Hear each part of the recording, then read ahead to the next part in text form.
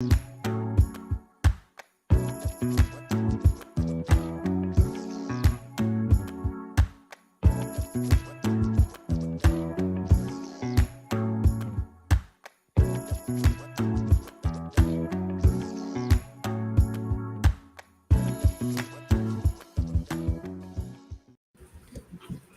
forgot to turn my mic on. Hello. Welcome to Fempreneur True Confessions podcast. I should probably do that too, now that you said it. Oh, I was like, we're all worried about the guest microphone. I didn't even worry about mine. Well, hi, everyone. Welcome. We're so glad you're here today. And I'm Laura, or Oda, and I help women business owners with the support they need, getting behind the scenes, getting that support and getting them back the time in their day that they need to run their business while getting all the other extra stuff done behind the scenes. So that is what we do here at ODA. Yeah, and I'm Angela Lake with Lady Powerhouse Solutions. Laura and I do really similar things, not exactly the same, but pretty close. And normally you would think, oh, they're in competition. But we both have an abundance mindset and believe that there's more than enough to go around. And we refer to each other. We work with each other, not just on the podcast. Right. We want to model what it looks like when women succeed at supporting each other and what that looks like and feels like. And you know what? It looks and feels great. It does. It's been wonderful. Because the idea of that, and I hear all the time, well, do you guys really feel that way? Like, is it anything like, yes, Really? they do. Yeah. There's always questions because it's always like, well, what happens if, or this or that? And I'm like, there has never been a what happens if. No. And we've been doing the podcast for a year. We've known each other for three. Well, since 2021. So it'll be 3. Yeah. Crazy. Yeah. Awesome. Crazy. But together we are Fempreneur True Confessions podcast. And our mission here is to empower women in business and life to live authentically and support each other instead of competing with each other. So we do model this authenticity through our business, through our personal relationships, and we seek to empower other women to do the same, to really be that supportive help for other women in business. Yeah, like I said, to normalize, right? The challenges, share the lessons we've learned. The common goal is to lift other women up and never to tear them down. Basically, we want to build and grow the sisterhood that believes in an abundance mindset and sharing those challenges and helping each other rise to our highest potential. And we have an awesome guest with us today. It's exciting. Okay. So we said this behind the scenes, but because we've repeated it, let's see. Eugenia Oganova. That would work. Is a business. Oh, did I get it? I'm sorry. But she is a business strategist and marketing energetics coach with 2 decades of experience. She is also a clairvoyant, transcension mentor, renowned internationally, and a self-made millionaire. Eugenia has been featured in Fox, NBC, CBS, USA Today, Brains, and in over 100 other publications. Specializing in empowering female coaches, personal transformation experts, and holistic professionals, Eugenia's unique approach combines masculine linear strategy with feminine nonlinear energetics. Her method helps coaches increase their monthly income by 10 to 100K without added pressure, sacrificing personal needs, or burning out. She guides them in attracting high-ticket clients through clear messaging, strategic alignment, and powerful energetics, eliminating the need for client chasing. Eugenia is a best-selling author of 3 books, Mission Alpha, Awakening the Harmony Within, and The Secret of Sekhmet. Her 4th book, Wealth by Soul Design, How to Leverage Your Unique, Badass Inner Magic to Grow Your Spiritual Business into a multi-6 or 7-figure empire, is forthcoming soon, and we will be discussing that towards the end. So, welcome, Eugenia. Thank you so much for having me. I'm very excited for this chat. Thank Awesome. you. You know, before you came on, Eugenia, we were talking about what's going on planetarily, and I said, "Oh, I wonder if she's kind of woo, like if we could talk about that." And then Laura's like, "Well, yeah," um, because we had, you know, you have a podcast. How often do you do your podcast? It depends on how many guests I have, but sometimes once a week, sometimes every other week. Okay. So we're once a week, no matter what, right? Yeah. And sometimes the guests kind of run together. So forgive us. But one of the questions that I wanted to ask you, and I thought it was really cool. You were like, don't ask me the questions ahead of time. She really wanted to be off the cuff, so she hasn't heard these questions. This is going to be fun. Um, One of the things that we talk about is the lessons that we've learned through our entrepreneurial journey and sharing those lessons. So hopefully someone will um, gain some nugget from them. So what helped you learn to master your emotions and conquer doubt as a female entrepreneur? That's one of the things that you like to talk about, isn't it? Yeah, and I think this is an important piece for any person, man or a woman, but especially if you're a woman who has many responsibilities in your life, maybe children, and you're trying to run a business, to become master of yourself. Like self mastery is kind of a part of entrepreneurship anyway. But as far as emotions, it's such a roller coaster to be an entrepreneur, and it's quite often very confronting because all your shit is right there for you, very visible Mhm. when you run your own empire, and you can't avoid it. You have to deal with it, and the faster you do, the better.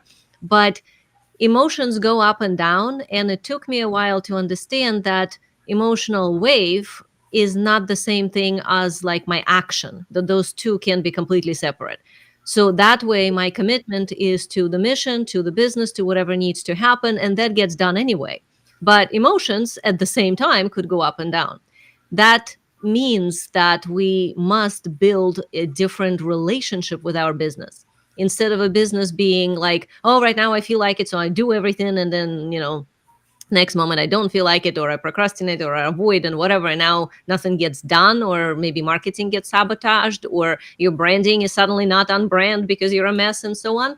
These kinds of things are, we all experience them to some extent, but as Mhm. you understand that emotions and actions do not have to go together, that you can literally choose to proactively follow through on whatever you decided, and at the same time have your emotional wave, then your relationship with your business changes. It becomes something you can rely on, just like in a normal partnership, right? Like if you have Mhm. somebody you in relationship with, you're not going to expect them to always be perfect. You're going to have good days, you're going to have bad days, you're going to have difficult days, you're going to have days when you want to communicate, days when you don't.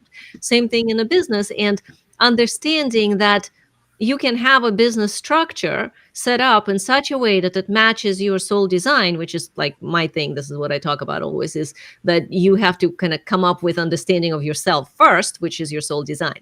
When you have a business that matches that, now you don't have to always be perfect or high vibe in order to sell your offer or something. You can actually just be yourself and be real. And then, depending on your design, you might choose to express a lot of what's going on internally, or you can choose not to. I mean, there's different patterns how people kind of choose to do this. Some people like to express a lot of their personal story in as a component of their business. Some people choose not to. And I actually happen to have a lot of clients who pretty private about their internal world. So this is not something that, let's say, they're going to talk about on Instagram. But that also doesn't mean you have to be plastic when you're outside, like in your marketing. Right.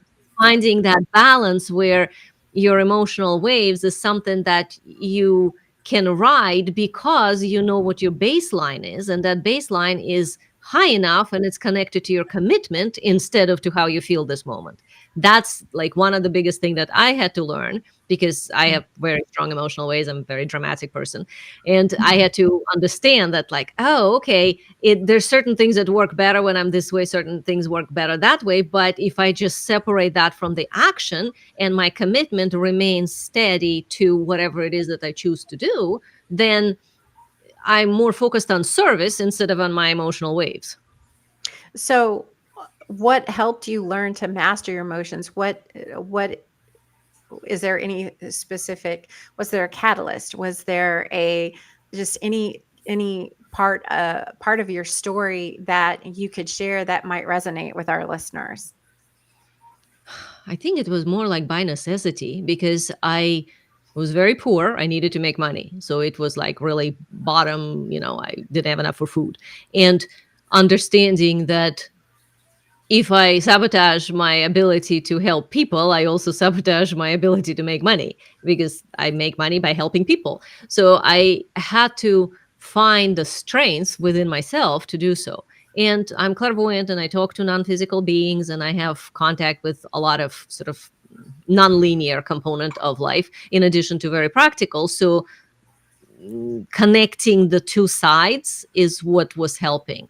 I meditate every day. I do at least an hour, sometimes up to 4 hours of being in a nonlinear state. But at the same time, I'm very efficient in a linear state. So connecting the two without like, what I used to do before is they were two separate things. Mm-hmm. It was like over here, I did my spiritual practice and connected to my world sort of outside of material plane. And over here, I did the material stuff. But I started working with clients when I was 14 years old. So by then, emotions were already like pretty strong waves. And I had to Yeah. figure out how to deal with it in order to function. And by the time I was in my 20s, it was already dealt with, already figured out. But mostly I would say that it's self-investigation. I do a lot of journaling. Um, Being able to consciously observe myself without involvement helped a lot, because we can't always see our own patterns if we're in them. We get too involved. But as soon as you step outside of it and then look at yourself more like a map, like a layout, like a design, then it's easier, because you can see, oh, this pattern, okay, how did I get this belief? Oh, it's not even mine. Oh, that came from, let's say, my mother, my father, or somebody in school. It's like, okay, we can separate that. So what do I want to believe instead? And when you do a lot of that self-investigating, you understand that your emotions are actually reactions to something. And in truth, they need to be more like in response to life instead of in reaction to life. So I had to understand within me, where am I reacting, which means there's something there that's attached or something that I want to happen. And anytime there is an attachment, you're going to have a reaction. And where I needed to detach. And as soon as I learned to detach more, which is just by choice, the easier it became to handle emotions.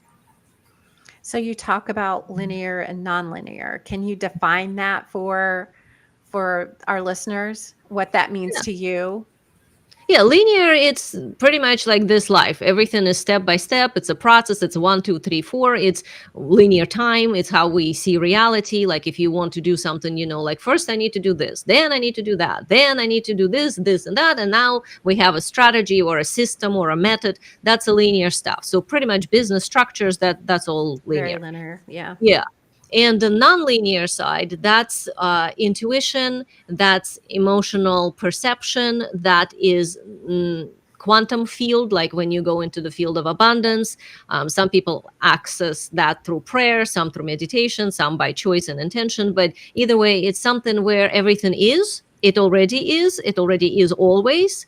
And then it becomes much more frequency navigated, as in what kind of vibration you have within yourself, within your body, within your thoughts and emotions. And that then attracts to you or magnetizes to you specific reality with this non-linear state. So if you put the two together, which is what I do for my clients, is you end up with being able to step into your future identity and being able to hold on to a correct frequency that maintains the state that already has certain things that you're envisioning yourself having. You kind of like become her instead of doing step by step to get there. Yeah. And then at the same time, on a material plane, we look at which strategy is necessary.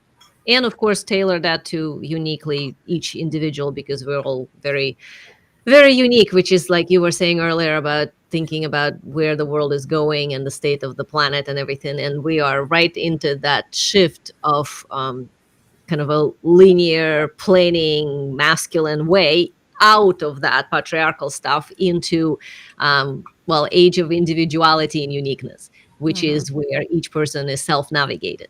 And that's why it's such a open fertile ground right now for, I think, a Yeah. lot of coaches in a transformational niche. Anybody who wants to be a coach in that area, this is your time, because the world is going to Yeah. need us so much. Very Yes. much so. And I really like the way you said that in, it is, um, how did you put it? It is, how did she put It it, already Lauren? is, it It always is. already is. There we go. Yeah. Yes. Yeah. And that was one of the things that was a bit of an epiphany for me a couple of years ago when I first got into this abundance mindset and manifesting and things like that, was the acting as if it already is, and being in that frequency, being in that mindset, not, oh, it's going to be, but no, it already is. How would you act if it already is? And the way you act is very different. But if you start acting that way, then the universe responds, right? Yeah. Um, Yeah, it's a quantum anchor point. Like the way that I teach it is that you always exist in this quantum field of possibilities where everything is 100% possible 100% of the time. Within that, there is specific things that are kind of more probable than others, but pretty much still everything is possible. And all the possibilities have specific energy signature. And when you desire something, you can bring that desire energy within yourself strongly enough that you create a quantum anchor point. In other words, mhm, it's like you throw a hook out into the quantum ocean and it attaches to the frequency, because you become a frequency match to the thing that you wanted. And now it's like folding a piece of paper. Instead of drawing a line from this dot to that mhm, dot, you fold the paper and suddenly two dots are just one thing.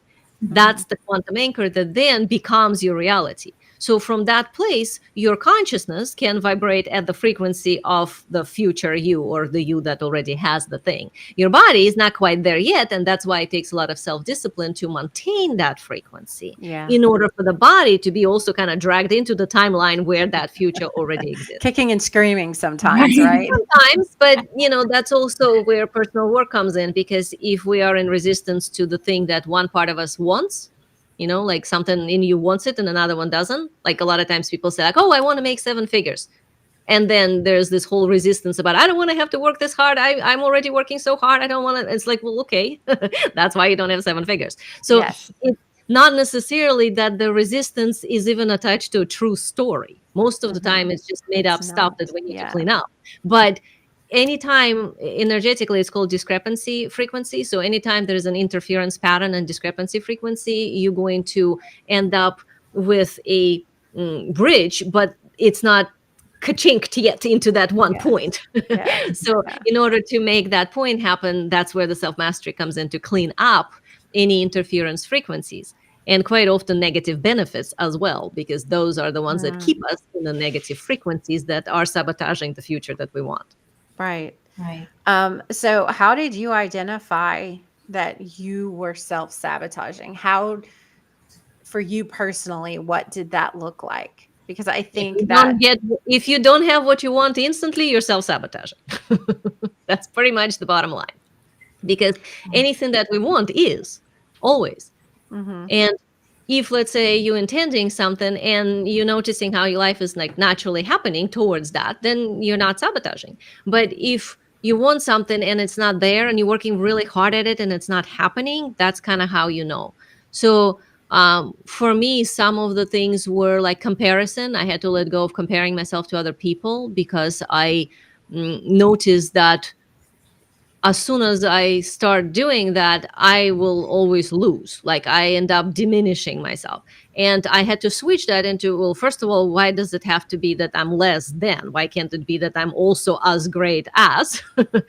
So that was already an adjustment. And then eventually I had to realize that a comparison is not beneficial at all unless you're comparing when you know all the parameters. And I did not know all the parameters because I'm a very unusual person. I had very, many different things that I'm sure somebody else Mm-hmm. had. So comparing, it's not even like level of business or anything. We're just talking about like personal. For example, confidence in speaking. I didn't speak English, so I couldn't speak. And then when I Right. was speaking, I was freaking out. And then, I used to speak on stages, so I would go and throw up before and all that stuff. And I had to figure out like what is it within me that's doing that. It's like, oh, my body believed that I will be killed, I would be judged, and something bad will happen. Mm-hmm. Well, I don't think so, but my body did. So I had to actually figure out that, oh, that's an interference pattern. So anytime you're doing something that is making you work harder, it's friction energetically instead of a smooth flow. Is like you're either in a flow state or you're in a friction. So friction state, when you're in a friction state, that's a clue that you're sabotaging your creation because something is creating friction. And figuring out what creates friction is usually by finding conflicting intentions or beliefs. So Like, I what did want that this. look like for you? Well, depends on in which area. Like in speaking, for example, it was like, well, I really want to speak because I have a lot to contribute. And at the same time, I don't want to speak because I don't want to be judged or killed. Those are two conflicting beliefs. Or if it was about writing, I was always told that, you're horrible in writing, you should never write. And, I remember my teacher telling me, like, please never ever write. And it's like, this was something that kind of from long time ago dragged Mm-hmm. along. And then I was talking to somebody who happened to already publish a couple of books. And he told me, well, you should totally write a book because like you have all this stuff to say. And I said, oh, well, I can't possibly write a book because I'm bad at writing. And he says, well, first of all, you don't have to write. Somebody else can write for you, but you can just Mm-hmm. like start talking. And I like to do things myself. So I wouldn't give it to a ghostwriter. I still would want to write my own stuff. And I wrote all my books myself. But, now it's the fourth book coming out and it was a national bestseller too. So it's kind of like, oh, it's a belief that was in a way. So I had Mm-hmm. to look at whose belief it is. It's like, oh, it was a belief of my teacher. So then I had to look at why did I agree with it? Yeah. Well, because she was the teacher and I was the student. Okay, so supposedly she knew better. But what did she base her belief on?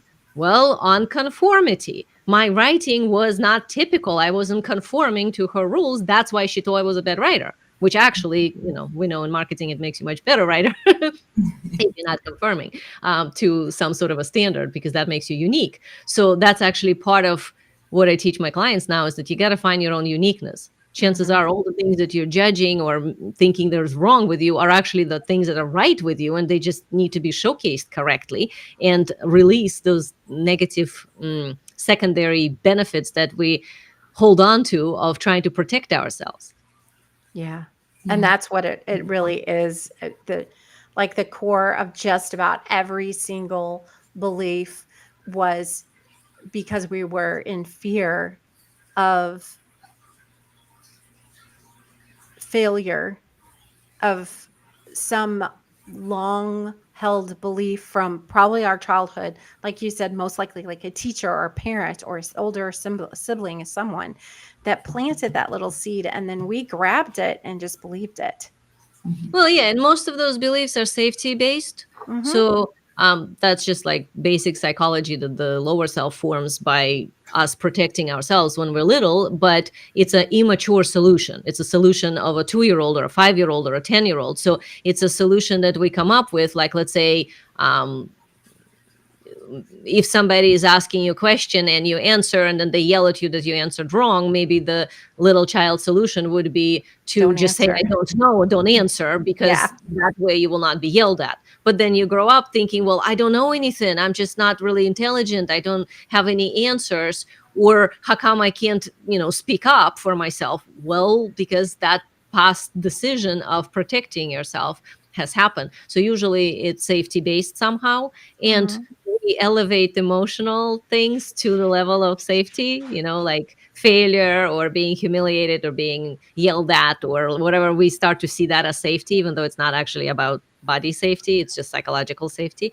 So any of those things that stop us from being great, because innately we all are amazing, magnificent, one-time cosmic event kind of a thing. We're here to shine our light and bring our gifts through.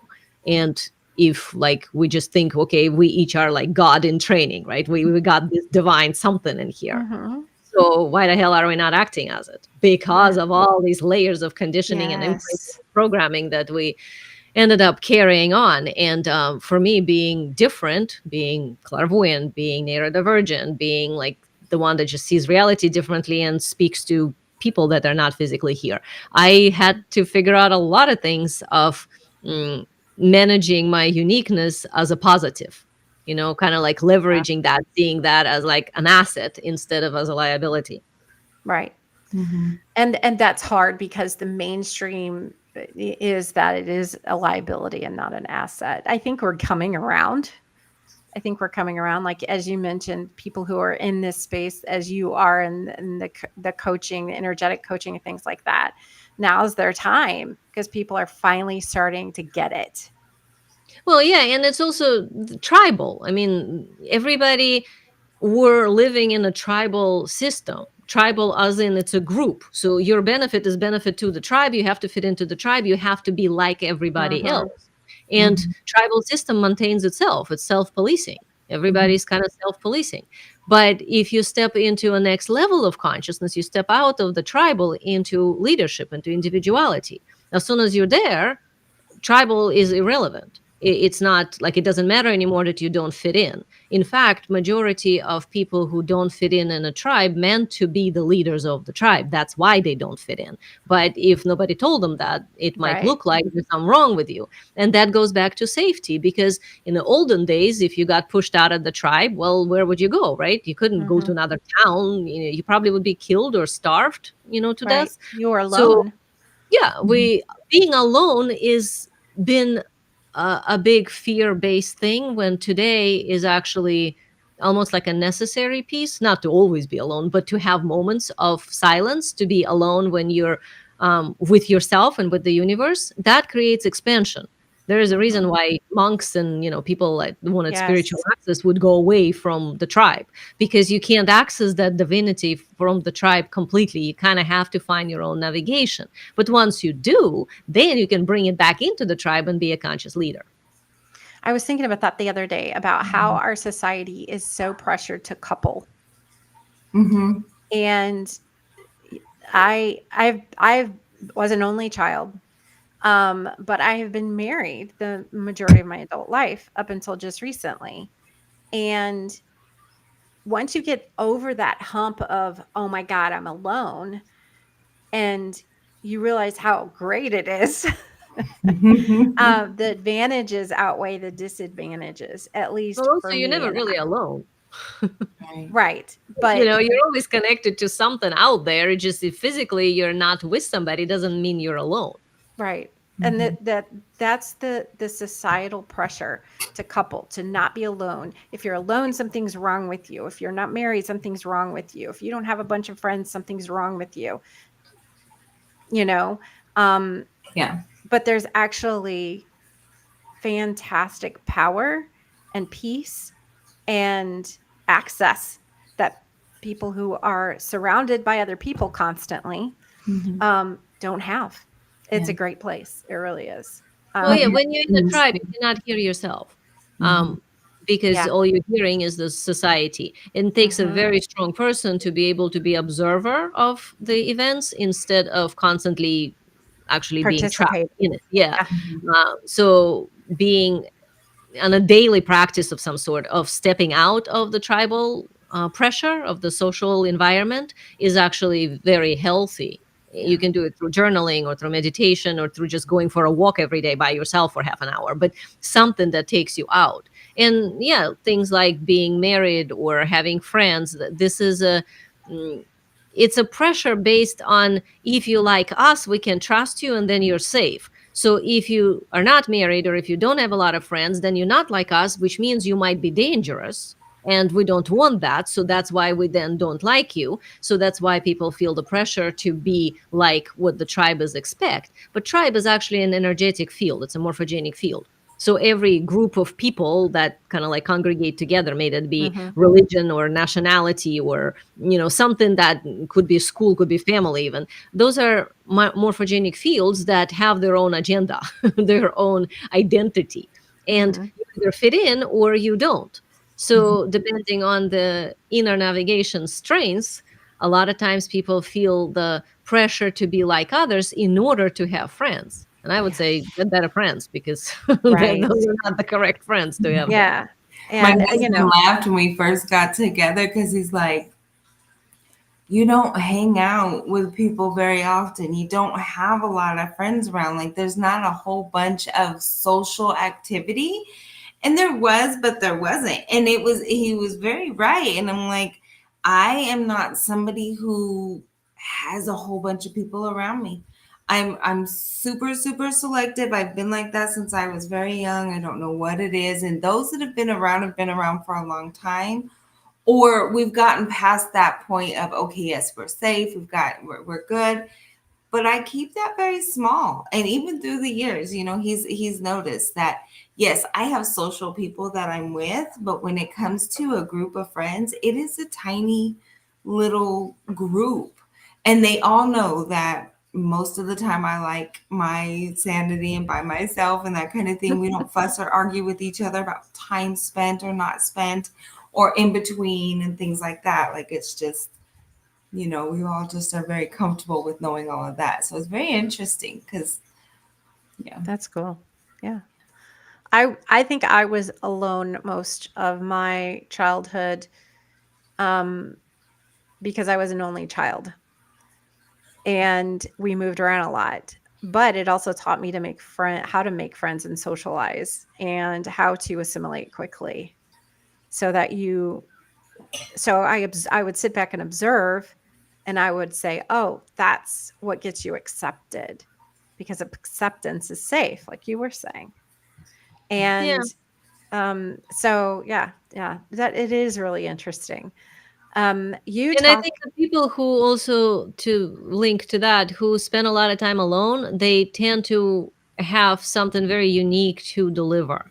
There is a strength that builds through that, especially if somebody was alone a lot as a child. And, especially if they learn afterwards the skills to communicate and so on. But if they had that space as a child to Mhm. not be just programmed by society all the time, because a lot of behaviors are just automatic. This is what everybody does, so this is what the child does. But if they didn't have that, that creates much more opening for that person to develop who they are more powerfully. Yeah. Very That's interesting. awesome. That's awesome. So you talk about the art of conversion. How did you learn that? What happened in your personal career or life that unlocked that conversion in business for you? I understood that if I spoke to what the person wanted and connected the dots for them, how what I saw would be beneficial for them, that will convert. Versus if I spoke to their higher self, like what I know would be beneficial for them, that did not convert. So I learned to speak to the person's interest. So a lot of marketing, I think, nowadays is done either to the pain point, like this is the problem, and problem, Yeah. problem, problem, which I don't agree with necessarily, or it's kind of more like teaching and then people browsing. But for me, what I understood is that if I tuned in before I started to say something and did it from the standpoint of what's within this person's world mattered versus what I know would be good for them, then I could connect the dots much better and it would be much more fulfilling conversation for both of us. So that's kind of, from my perspective, a lot of the converting of somebody who's just interested into, like, okay, I want to purchase from you, actually happens in that understanding that you need to speak to the world of that person instead of your idea of their world. How do you get to that place though? Because what often people represent themselves, they're selling you their what they believe or where they want to be. How do you get to the truth? It's not actually what you need, because assuming you already know the truth, assuming you're a person of integrity who has some insight and intuition and understands that whatever your offer is actually going to benefit this person. So we're not speaking of like trying to sell something that's not matching. So let's just kind of, bottom line here is assume that what you are selling actually would benefit this Benefit person them. if they Yeah. purchase. So taking that kind of as a standard, from that standpoint, if you speak to why this would benefit them, it will not convert. So if instead you actually listen to why they think they need it, and you speak to that, which listening skills is all that's required, that's how you know. You Okay. know their story. They're telling you. Every Mhm. person is going to tell you their story. They're going to tell you what they think they need, why they think they need it, how it's going to work for them, why they think it's not going to work for them. And if you speak to that, then they understand that it's beneficial for them and they want it. From that place, you can then bring up the more higher concepts as to like where it leads them and what the truth is. But at the beginning, I think this is actually, at least from with my clients, because most of them are some form of psychic or intuitive or something like that, they already know what the truth is. That's like Yeah. the easiest part. But then they speak to that and it never converts, because chances are the person is not ready to hear it, and Mm, a lot of their own negative benefits and conditioning and interference patterns come up, and they want to say, no, no, no, that's not it, when actually it is. So yeah. if instead we speak more to where the person is, it's easy to find if you choose to listen instead of Yeah. talk a lot, but actually just kind of listen to Actually person's listen. story. Yeah, Yeah. deeply listen. There's so much to unpack here, but fortunately for us, you've got lots of books out there. You have another one coming out in March, and you have a free webinar. Tell our listeners about that. Yeah, the book that's coming out is Wealth by Soul Design. So you mentioned that at the very beginning. This is the book that talks about my methodology of connecting the masculine and the nonlinear feminine, and how to put that together for a high ticket business in coaching. So this way you're able to sell offers of 5,000, 10,000, 15,000, and so on. So it's literally like, how do you become high ticket coach? Because a lot of times I think this is what people find, that like, okay, I've been selling these sessions, like $100 sessions, $200 sessions, and I'm booked and I'm tired and it's just too I'm much. tired. Right, like how do I get out of that to the next level? Or I want to make more money, but if I make more money I'll have to work even harder and I already at Right. capacity. So understanding that line, like how do you actually scale your business, because hustle is not scalable. And a Right. lot of times people try to scale their hustle and then they burn out, because they just think that, well, that's what it is, I guess it doesn't work out, or I guess I'm just stuck at this level of income. When in reality, if you are really good at what you do and you are an expert and you have great results with your clients, it's stepping into the high ticket market and then positioning yourself correctly in a marketplace, and then speaking from that place to a premium level client. So adjusting your whole marketing and the messaging to speak to a correct person. And this is my specialty. This is literally what I do. And both things, the book and the free webinar that your listeners can watch, speak on that. The webinar is soulstrategy webinar.com. So if you go there, it's a free training. You get to see how my methodology works. You get to see examples of my clients and Awesome. hopefully get a lot of pieces for yourself as to, oh, maybe that's missing. Oh, well, that's a little adjustment I need to make in my business. And my book, Wealth by Soul Design, coming out in March. And that is a thorough dive into my system to understand it even further. Both of them are about how you can use this special, unique something about yourself in a proper way, not as like what we talked about today, not as something that's an somehow an issue, or something that's holding you back, that you're so different, but in fact how to turn it around and actually create a sustainable business that is literally leveraging that special something about you. So I this like is to like a call it different this. way of coaching. I like to call it the special sauce. Yeah. Yeah, secret sauce is a component of that. Like the way I look at it is, there is soul design, which is how you're built in this lifetime. So Mhm. your all of this, your gifts, your issues, your karmic patterns, your possibilities, your profit potential, all of that. That's your soul design. Within that, there is your soul expertise. This is what people usually call gifts. That's the secret sauce. So secret sauce is actually one of the components of your soul design. And the secret sauce needs to be added to market positioning and other pieces, which I describe all in the book and in the webinar. And when that's Wonderful. put together, that's when you get to be at the high ticket market successfully, where you don't require these endless course launches or large email lists, when you don't have to constantly live online posting stupid things on Instagram or pointing on TikTok in order to, get people to come. I love it. I love And it. instead, you actually like attract these amazing people your Yes. way Right. because you're showing up with the right energy frequency. Yes. I Yeah. love that because that's what we want. Is to attract, Hmm. Right, not chase. Yeah. right. Yeah. Absolutely. Not the chasing. So Yeah. yes, we will drop all those links in the show notes for everyone. It'll also go out in the newsletter.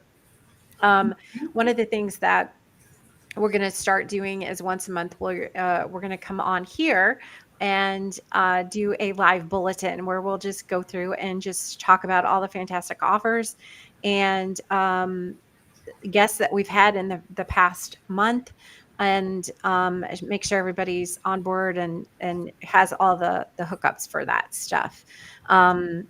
So we will definitely get the links from you, Eugenia, and get those included in the show notes. And next week we'll be doing that. The week after that, we do have another guest. Laura, do you want to introduce the Sure. guest for week after next? Yes. So on February 8th, we have Amy Anderson. She is a widely respected and creative industry leader with more than 25 years of experience at brands such as Calvin Klein, 17, and the New York Times Digital. As co founder of Wild Coffee Marketing, she focuses on transforming businesses through a diverse set of disciplines and tailor made terms. And I One, put the wrong date in there. That's my fault. It's oh, just it's February seven. 7th, not 8th. Yeah. All Sorry. right. Well, Eugenia, thank you so much for being with us. We really appreciate it. We've had a Yeah. delightful conversation with you, and I'm looking forward to the webinar. And Yes.